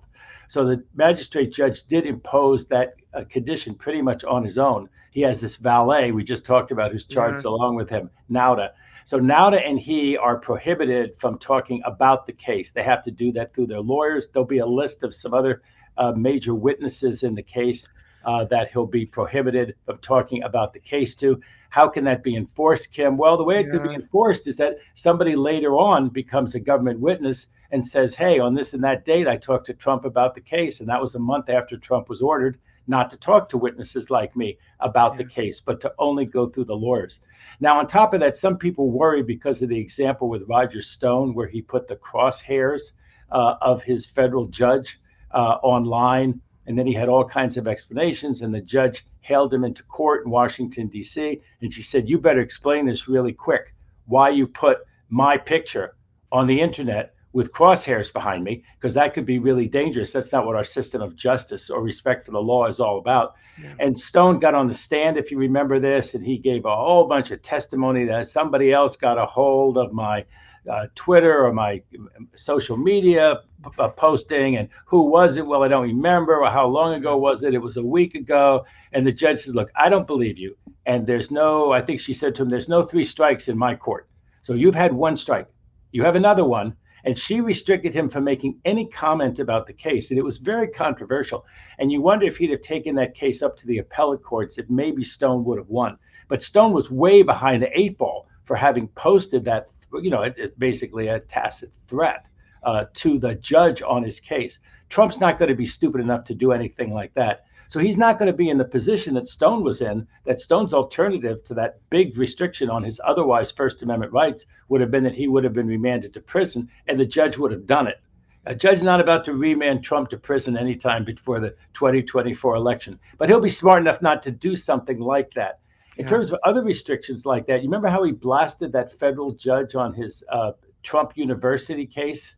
Said he wasn't born in the United States, or all this kind of nonsense. By the way, Judge Cannon down there that he's got on his case, she wasn't born in the United States. But I don't think that we're going to hear the same rhetoric from Trump about Cannon that we heard about the judge on the Trump University case.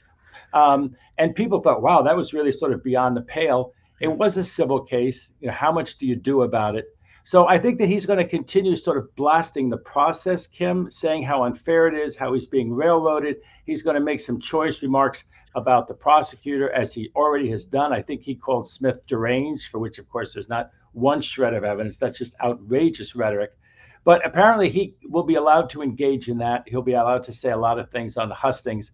And so the reality for the people who think this is going to restrain him, it's not going to restrain him. One last thing, in the New York case, you remember there's a protective order, and there will be a protective order in this case.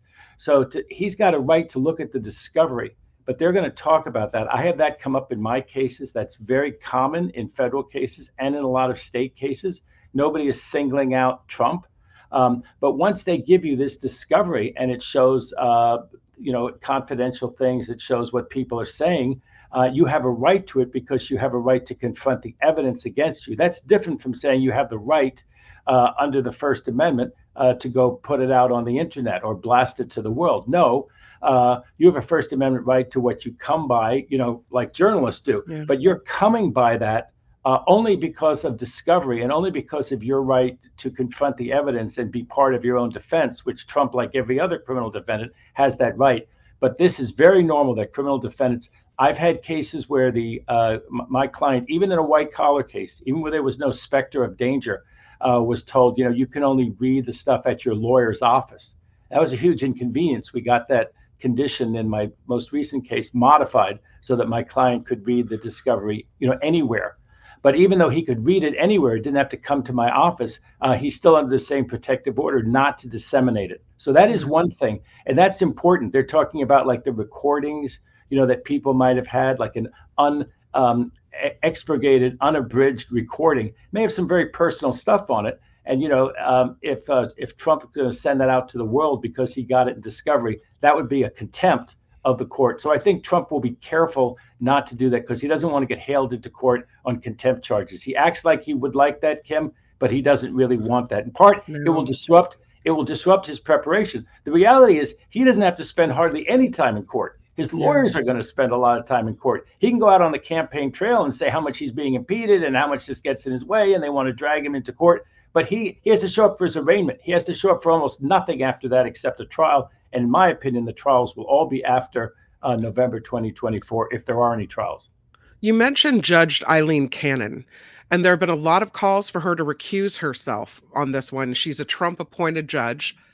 And I wonder, is there any scenario in which she does that? Or does she think she holds strong and says, nope, I'm here, this is my case, I'm doing it? I'm going to ruin the entire news cycle for a lot of your listeners and viewers. But the reality is that federal judges are as close to gods and goddesses on Mount Olympus as we have in society. They have life tenure. We presume, sometimes against reason, that they're incredibly fair and unbiased. And that will be the view that the Court of Appeals takes, that each one is a gem, fair and unbiased. And you better show some very compelling evidence how biased the judge is. Now, judges can self-recuse, and that's what I think they may be asking her to do. And like the New York Times already started with an article how unbelievably unprepared she is to be a federal judge. By the way, we have some very interesting people to thank for her. Apparently, some people treated this, and this is what makes people a little crazy about identity politics, even if they agree that women should get ahead, minorities should get ahead. But when you see a minority like Clarence Thomas put on the Supreme Court, you kind of shake your head like, wow, how did that work out, having an African-American justice on the Supreme Court? One of your viewers wrote and said, has he ever ruled in favor of Black people? But I digress, because Cannon got the votes of many female senators, or got the non-opposition of many female senators. Feinstein voted for Cannon, knowing she was from the Federalist Society, knowing she was a Cuban American endorsed mightily by Rubio down there, knowing that she was only 38 years old and had very, very little trial experience. Feinstein voted yes for her to go on the federal bench. Castro, the Nevada female senator, a Democrat, Castro Moti, whatever her name is there, she voted for Cannon. Yeah. I mean, 30 years from now, when Cannon has proven to be an absolute disaster, they'll remember that Feinstein and the Nevada Democratic senator voted for her. There were some people who didn't vote on Cannon, who was put up after Trump had already lost the election. She was put up after the November election in 2020. Vice President Harris was still a senator. She didn't vote against Cannon. And there are many others who didn't vote against Cannon. So they got to really watch these people who come up, and they got to vote, not like Vice President Harris did, not vote on her, vote against her. Yeah. She should have been voted against. It was Senator Catherine Cortez Masto of Nevada. Masto, excuse me. Yes. So a lot of people I've heard talk about espionage and are confused as to why these charges come up as espionage charges in this 37-count indictment. And I think even Trump was saying, had the cut of him saying, he made this comment in North Carolina. He said, they're going after me under the Espionage Act. That's like the creation of missiles in your basement. So can you talk a little bit about why these charges fall under the Espionage Act and help people understand why it makes sense? Other people who had lesser access than him, had fewer documents, who didn't have things like nuclear secrets, they have things like the war plan on Iran. If we were to attack Iran, there's a war plan. I mean, that's what the military does. They make up plans for various attacks, counterattacks, how people would attack the United States. Those kinds of plans that he had. He had one of them in his hand, and he showed it in, I guess, 2021, I think it was, at the Bedminster Club out in New Jersey. And he said, I used to be able to declassify this when I was president. I can't do that now, but it's still secret. Think how that undercuts every single one of his baseless defenses. That he declassified them, he said out of his own mouth, this is on tape, no, I didn't declassify it. He also showed a map to somebody, and he said, now you stay back from that. You keep away from that map, so the person couldn't actually see the map's detail, and yet he was admitting that he had it in his hand. And that braggadocio, his defense is going to be, well, everyone knows I'm a liar, so I told the guy I had it in my hand, but I really had, my lunch list for that day. That's his defense, that he's such an inveterate liar that you shouldn't believe your lying ears, what he says on tape. He's absolutely overwhelmingly guilty from what I've seen so far in this case, which is why at the end of the day, Trump does not want to push this case to trial. You remember that Jack Smith said that he wanted a speedy trial. Well, he may want a lot of things, but I don't think he's going to get a speedy trial. And in part, Kim, it's because there are so many issues in the case. They're going to go back and revisit this piercing the attorney-client privilege because of the crime fraud exception. And I've had that issue come up a lot too, because I get involved in a lot of these cases where someone has a tax attorney and they say the tax attorney was not giving advice about historical things that the client did, but was actually helping the client cheat on his taxes prospectively. And therefore the client was using the attorney, wittingly or unwittingly by the attorney. The client was using the attorney to commit a crime, and therefore the judge has ordered that tax lawyer's file turned over. I'm the later criminal defense attorney who challenges that and says, no, there wasn't a proper basis to pierce the attorney-client privilege. You should not allow that file to come in. You shouldn't allow that tax lawyer to testify.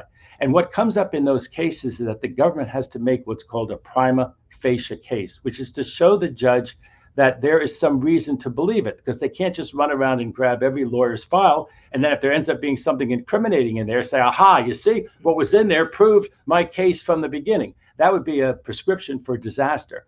But unfortunately, those hearings are done ex parte in camera, as was done here. And so the defense is not heard from.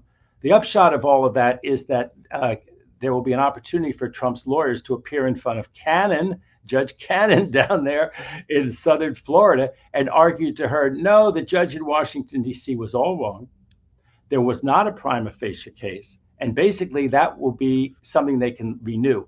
That would be a big loss for the government. If the government cannot get in Corcoran's testimony, they also can't get in Corcoran's notes, which are very detailed, how Corcoran was basically jerked around and he was forced to play hide and go seek. He certified that there was no national security information in all the boxes, but he wasn't being shown all the boxes. The valet had actually not shown him 30 of the boxes at Trump's request, so that he could falsely certify, as he allegedly did, had this underling of his also do, that they had gone through all the boxes, that a diligent search had been made, Kim, and that everything had been turned over when they come in with a search warrant after that in August of last year. And of course, famously find over 100 national security documents still with their national security markings on them. I mean, it's outrageous. It's just really outrageous to me.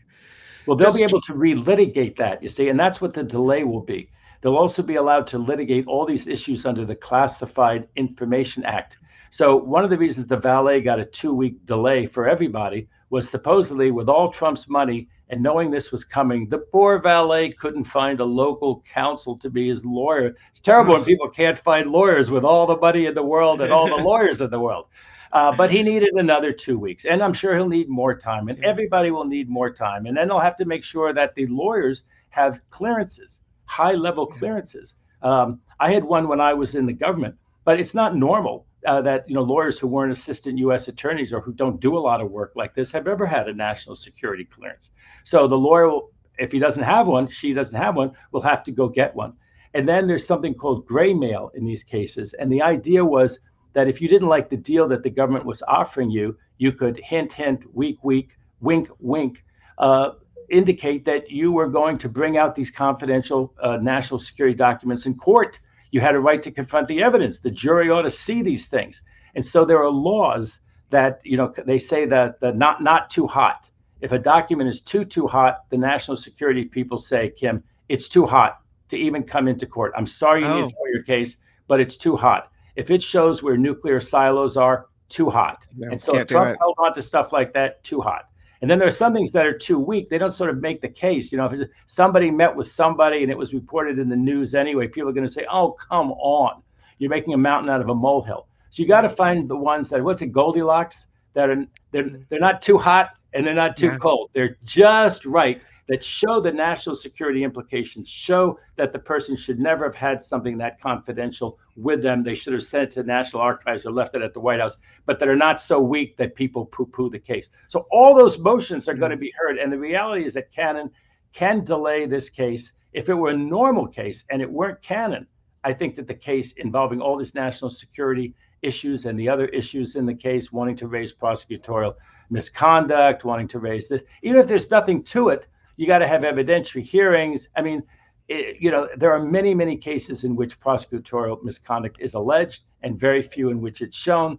But again, it can take a lot of time. And if you have Trump's money and the motivation that he has, Kim, I don't see this case going to trial before November 2024. Katz-Stradamus is spoken November of 2024. And that kind of, but that puts this whole thing kind of playing out during the campaign. And I had read something about what's going to happen is if it's a Republican, him or some other Republican he's thrown his support to, they'll pardon him and the valet, the lucky valet. That's why the valet won't flip. The valet's waiting around for his pardon. All those people in the January 6th case who are in jail right now, they're waiting for their pardons. The Oath Keeper, the Proud Boys, they're waiting for their pardon if Trump gets back in. And if Trump doesn't get back in there, and it's Biden, let's say, for another 4 years, Trump's political career is over. He'd be over 80 after that. He'd be looking around to make a deal at that point. But not now. Not now. He wants to delay all these cases, even the two that may come down in the future. And he's got pretty decent arguments. I mean, you take this one down in Florida, it really does involve a lot of issues. This case normally would not get to trial in a year. I want to flip over back to the New York case. You had mentioned a bit about it earlier. And apparently the lawyers for E. Jean Carroll are going back and saying, listen, we know that she had 5 million coming to her. We'd like to increase that to 10 million because of all the stuff Trump has said after the trial. I think that there is actually a basis for that. There's a part, it's so complicated, but there's a part of this case that's still kicking around because Trump's argument is that he had protection as a president. As a president, he had a right to comment. And so some of the comments are going through all that appeal, and they're still in front of this federal judge, but they're pending. And so what she did was she added to the pending charges this request for more damages because she's been hurt even more by the famous speech he gave the next night on CNN, where he denigrated her again, and according to her, defamed her again. And having heard it myself, it did seem to me like it was defamatory and completely gratuitous. Whether he can collect from her. Mark asked me that question. How can she not collect from him? But I just assume that he's got a lot of money in trust, that he's got it, in different places. He's got it in some places that are kind of safe havens for not paying your creditors. But I think that after November 2024, I don't make political predictions, so you can't count this one. But I think that his support really has gone away. I don't see how he can win the swing voters. And so I think if they nominate him, he'll go down to a crushing defeat in 2024. And after that, he's all about himself. After that, he's all about not going to prison, not ending his life in an orange jumpsuit, and paying as little of those awards as he has to, but paying something. He did pay $25 million in the Trump University case. He sold a lot of his cases for a lot of money. I'm always a winner. Yeah, he's always a winner, except when he pays off these huge awards, like the $25 million that he paid to get rid of the Trump University case. I know our time with you has come to a close, but you mentioned, how do these swing voters stay with him? And I just saw another poll pop up, a Quinnipiac University poll showing Trump with a 30% lead over Florida Governor Ron DeSantis among Republican candidates. So at this point, even in the most recent polling, it looks like people are staying with him in that GOP base. Well, it helps him too that there's a proliferation of Republican candidates, the same advantage he had in 2016. And so, Pence is very popular with the right to life crowd, the anti-women's choice crowd. So he hopes to get a big share of the vote in Iowa. And DeSantis, he's attacking the quote woke mob. And so, there they are. They're going to get this much and that much. And then if Trump ends up winning and then he goes to New Hampshire and he wins, he's on his merry way. Then it goes down to Florida. He beats DeSantis. And, I think DeSantis could have really coalesced support around himself. But I think just looking at it politically, and I'm not a political scientist, but just reading the newspapers, looking at the news, I think DeSantis really just made a bunch of blunders. David Katz, we are so lucky to have you. We really are. Thank you for the conversation and thank you for being here. Great to be with you, Kim. Have a great rest of your day. David Katz, everybody. So yeah, I just when you hear David Katz lay it all out like that, the waving around of the maps and the don't get too close, it's wild. Let's do a little bit of news and then we'll come back with the stories from the sky.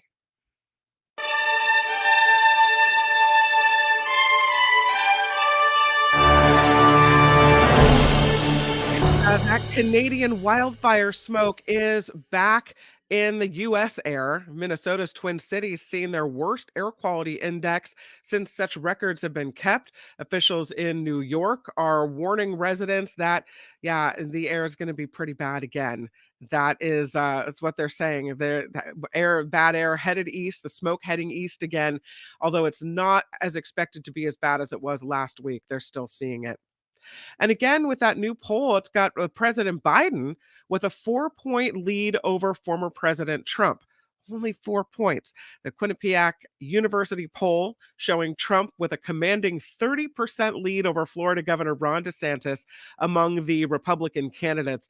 Trump poll numbers come just 2 days after he pled not guilty to 37 charges related to the classified documents that were found at his Mar-a-Lago resort, found by the FBI. There is a Manhattan grand jury reportedly handing in a second-degree manslaughter indictment in the death of a homeless man on a New York City subway. Daniel Penny was arrested for putting Jordan Neely in a chokehold. That happened on May 1st, I believe. Penny claims Neely was threatening riders, while Neely's attorneys say he didn't attack anyone and he had some mental health challenges. The manager of the Harvard Medical School morgue is accused of stealing heads, brains, and other human remains. The manager and his wife, as well as 2 others, say they were allowed to take body parts and they have been indicted now. Prosecutors say the manager and his wife sold those body parts online. It was wrong, it was stupid, and I'm trying to be a better person. Who buys the body parts? There is now another Florida politician in the 2024 GOP presidential race. After much speculation, Miami Mayor Francis Suarez announced his candidacy on ABC's Good Morning America. The 45-year-old joins former President Trump, of course, and Florida Governor Ron DeSantis in that growing field for the Republican nomination. The debut of newly restored Walt Disney Animation Studio shorts is part of Disney's 100th anniversary celebration in 2023. The more than 24 shorts, which date back as far as 1927, will begin airing on the streaming service Disney Plus starting in early July. There's a new batch to be released each month as the October 16th centennial anniversary date approaches. So, Disney celebrating with some, I guess, here to unforeseen short videos is what they're doing. Let us discuss a little bit about the Friends Coffee House. Have you heard this? This 90s comedy show Friends will have its first permanent coffee house location. The Central Perk coffee store design will take inspiration from the original set. It will open later this year in Boston. I thought it was supposed to be in New York. I don't know. I'm not sure about that. And beer, Bud Light, no longer the top-selling beer in the United States. Nielsen data shows the American beer was overtaken in May by Modelo Especial, the Mexican lager brewed near Mexico City. During a 4-week period that ended June 3rd, Modelo Especial made up to 8.4% of U.S. retail sales. Bud Light, which previously held the top spot for more than 2 decades, fell to 7.3%. The Anheuser-Busch brand's drop in sales coming after the recent boycott by consumers over a promotional post by a transgender influencer. I'm Kim McAllister, and this is The Mark Thompson Show. What could this be? Let's look. I'm so excited. It's The Mark Thompson Show.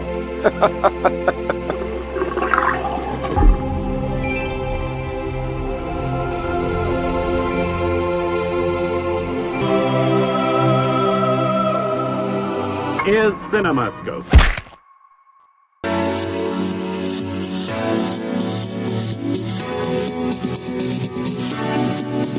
The Mark Thompson Show. Smash it with your iron rod. Who's Mark Thompson? Hey, which one of you is Mark Thompson? What he's got going here is a situation. It's unbelievably offensive. Put up your pants, my man. Pull up those pants. Ralph Nader just sent me a book. Did he send you one too? I offer this sincere apology to you today. Everything is going extremely well.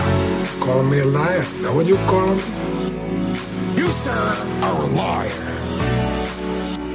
You are a cover-up artist, and you are a liar.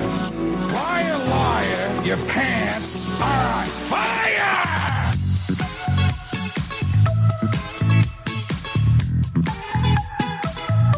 Google told me. Can you let him finish, sir? It was wrong, it was stupid, and I'm trying to be a better person. No, no, no. I'm going to tell you what I think. What are the porn stars doing? Do you have a secret now? Does an itty bitty bit of weed? 100% effective. How about that? Say what? And this is their new host. There is no defense for my conduct. I misspoke. I stand corrected. And I wanted to apologize to the Asian community, the Asian American community.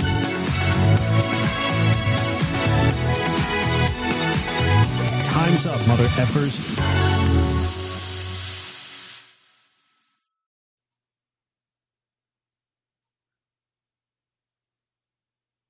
It is the Mark Thompson Show. I'm Kim McAllister, and we're going to get to It's the Planet Stupid. Belinda is off this week, but we have put together some stories that I think are pretty interesting when it comes to the environment. Mark has recorded and I have recorded another video, though. Hopefully you can play it for us, Albert, because there's a story out of South America that's really one not to be missed. If you haven't heard about this woman who they thought died, but she didn't really die, you'll want to take a listen to this story. So, Albert, when you can find the video, let's play the video. I've told you, it's never easy being in this business. The Mark Thompson Show. Woohoo! I'm back. You better believe it. I like to swing in occasionally, you know? Yeah, like a game show. All right, stop it. I don't know. All I'm trying to say is it's great to be back. It's been a great show thus far, but there was one story that I felt had to be visited, and it's the story of the woman. And by now, I feel like it's gotten a little virality, so by now you're probably familiar with it, but still, I just can't resist sharing it with you. And it's the woman who was declared dead, and then they put her in a casket, and they're ready to, do what you do with people who are in caskets. And then turns out she's alive, right? Knocking. She's knocking. She's knocking. Yeah. So let's all go to a funeral. Let's go to a funeral. Yeah, that's right. Hello. It's not just any funeral, everybody. It's a funeral in Ecuador. Yeah. Ecuador, where they speak Espanol, and they put live people in caskets ready for a funeral. You can see her breathing. Yeah. Well, I mean, you don't be deceived by that. I mean, there are cases of people, I don't know of any offhand, but after she did not respond to resuscitation efforts, doctors informed Montoya's family, including her son Gilberto, that she was dead, handed over a death certificate. The family held a wake at a funeral home, and 5 hours in, the coffin started to rock back and forth. The coffin started to make sounds. And then, as you say, she was seen to be breathing. Yeah, like gasping for air. You can see here. It's stuffy in the coffin. Relatives removed Montoya, and she was placed back in the hospital. I don't mean to laugh, but come on, it is bizarre. Who's responsible? She remained in serious condition on Monday. Producing this thing. Yeah, exactly. I mean, come on. That is. Whoever is producing this thing has no idea what they're doing. That really is.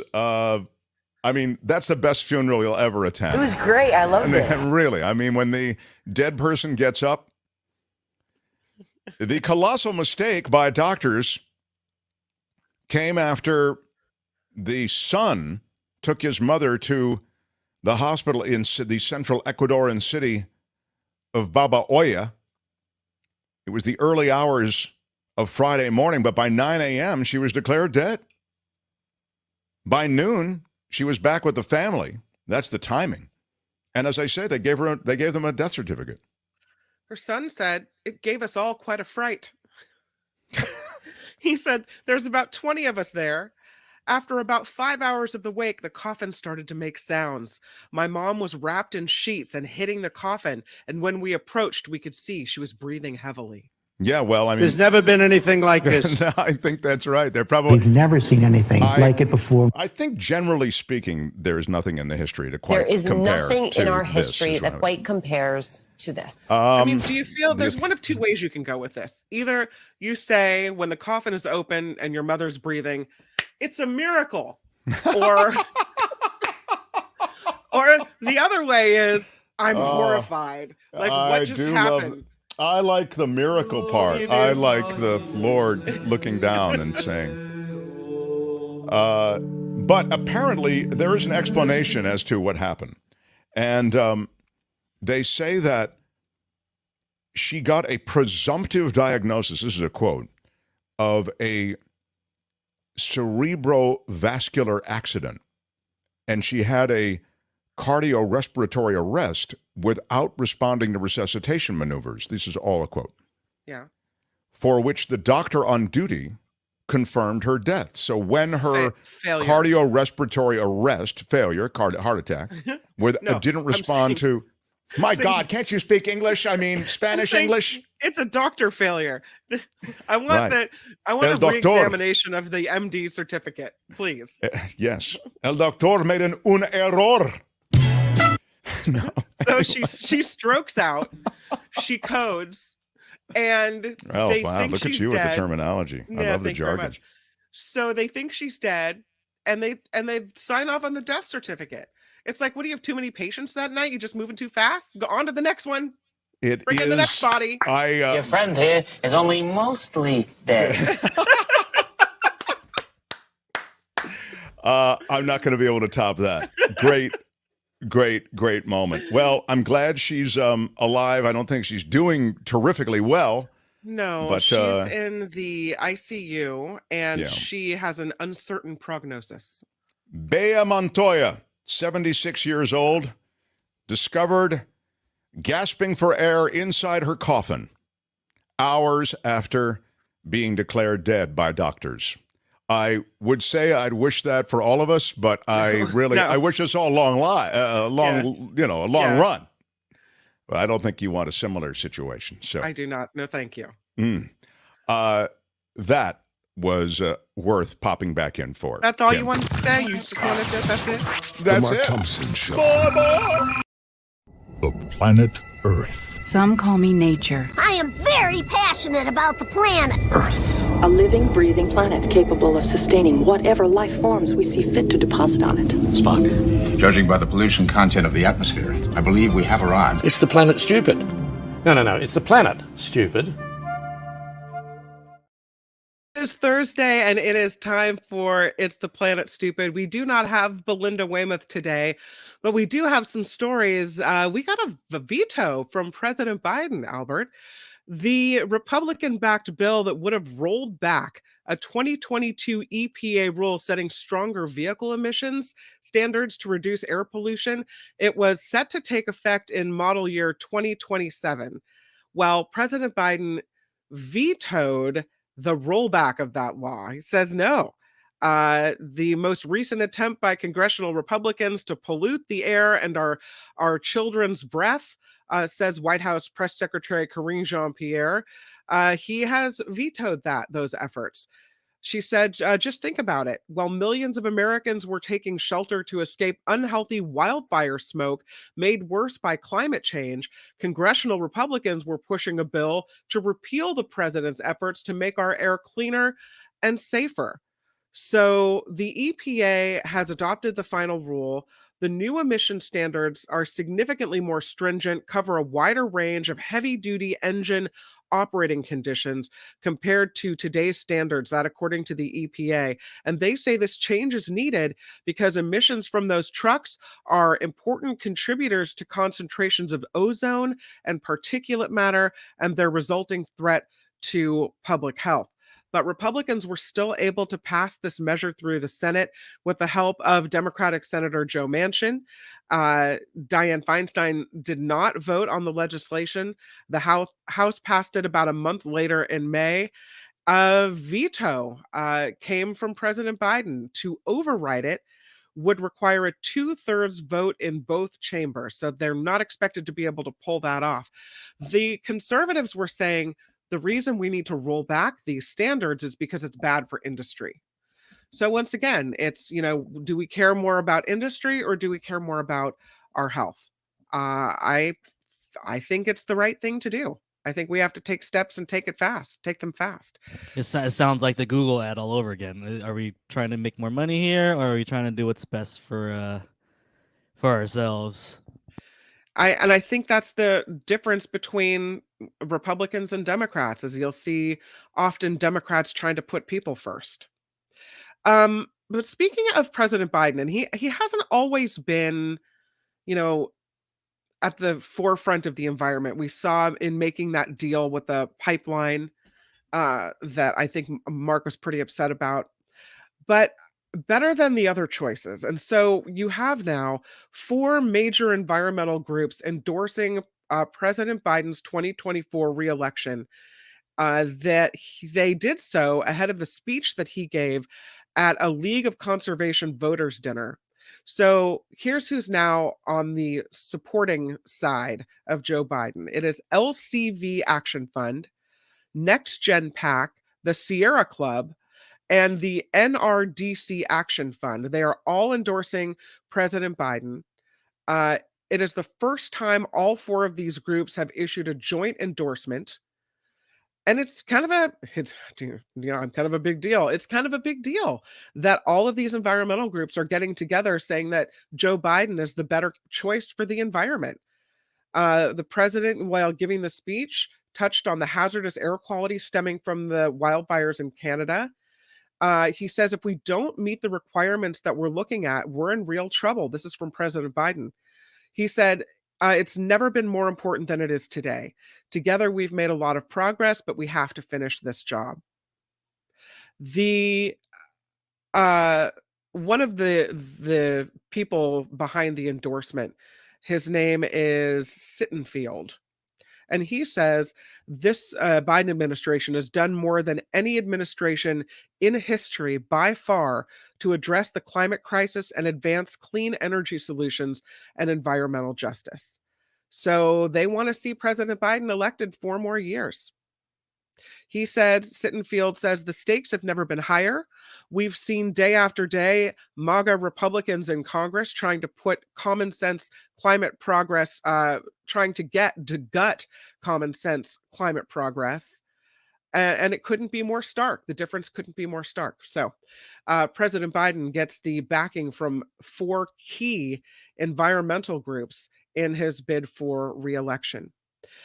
I don't know if you've talked about this one, I don't know why. I don't know why they do it.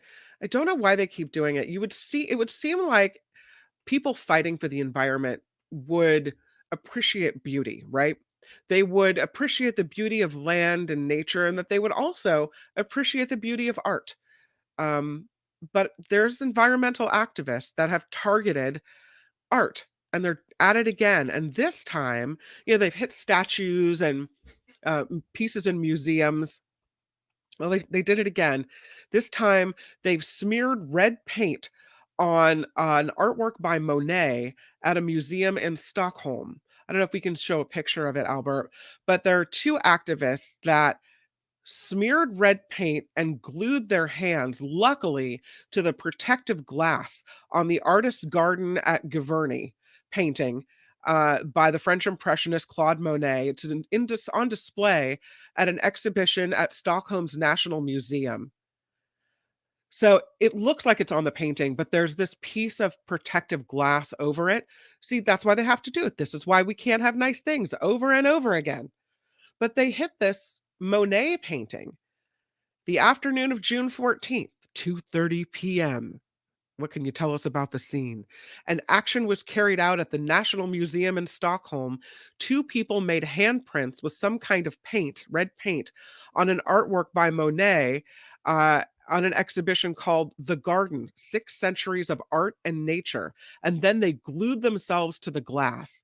Luckily, that painting is encased in glass. It is now being inspected by museum conservators to determine whether there's any damage or not. It's a beautiful painting. The purple flowers and it's gorgeous. So police come out. They arrest these 2 women. The crime classified currently as aggravated vandalism. It's unclear, they say, whether more than the 2 people that were arrested are involved or not. But they're checking out a number of people. They're reviewing the course of events. They're checking surveillance cameras, who was scoping out the scene, who was checking it out. Cultural heritage, apparently, according to the museum's director, have been put at risk of damage. They do this to me all the time. I don't know what the hell they do it for. He says, we distance ourselves from actions where a part of art or cultural heritage are put at risk or damage. Cultural heritage has great symbolic value. It is unacceptable to attack or destroy it for any purpose whatsoever. So, I'm on one hand, I see what they're doing, trying to make headlines by working to protect the environment. But when you attack art, I think you're attacking the good parts of humanity. What the hell is going on in the United States of America? And it's the planet, stupid. More. It's the planet, stupid. No. It's the planet, stupid. Next time, only on The Mark Thompson Show. I just wanted to slip back in. I know. I couldn't resist it. Great show, Kim. Great show, Tony. Great show, David Katz. Melinda Weymouth, Jefferson Graham. Wow. And Albert, too. Yeah. What a great crew. Albert, thank you. Thanks to everybody who supported us today with super sticker, super chats. That was really cool. That's how we stay in business, which is a weird thing. Big shout out. And you can keep us alive by going to themarkthompsonshow.com. Click the Patreon or PayPal link to join our community and contribute. Tomorrow, Friday Fabulous Florida, John Daly joins Avila Shore and Michael Snyder on movies. Till then, I'm Shadow Stevens for The Mark Thompson Show. Bye-bye. Love, love, love, baby. It's all about love. Bye. This is a word from the Lord, and he's not happy. Bye-bye.